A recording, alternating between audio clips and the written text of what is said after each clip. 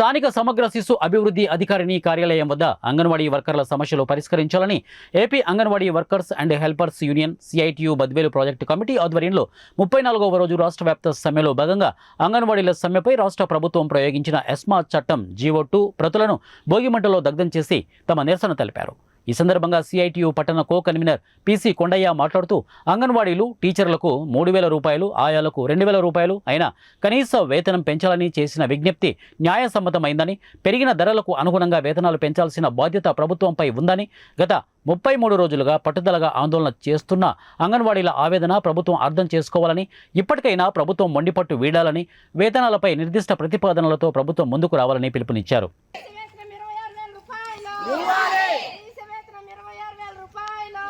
34వ రోజు సమ్మె జరగడం వలన ఈరోజు భోగి పండుగ కూడా మేము ఇళ్లలో చేసుకోకుండా ఇక్కడే టెంట్ దగ్గరే మేము భోగి పండుగ చేసుకునే పరిస్థితి మాకు వచ్చింది కనుక ఇప్పటికైనా ప్రభుత్వం దిగి వచ్చి మాకు కనీస వేతనం ఇవ్వాలని ఈ ప్రభుత్వానికి మేము అడగదలుచుకుంటున్నాం. 34 రోజులు జరిగే సమ్మె కూడా ఈ ప్రభుత్వం పట్టించుకోకుండా, మహిళలను చూడకుండా నడి రోడ్లో కూడా ఇబ్బంది పడే పరిస్థితి మాకు వచ్చింది కనుక ఇప్పటికైనా ప్రభుత్వము గమనించి మమ్మలను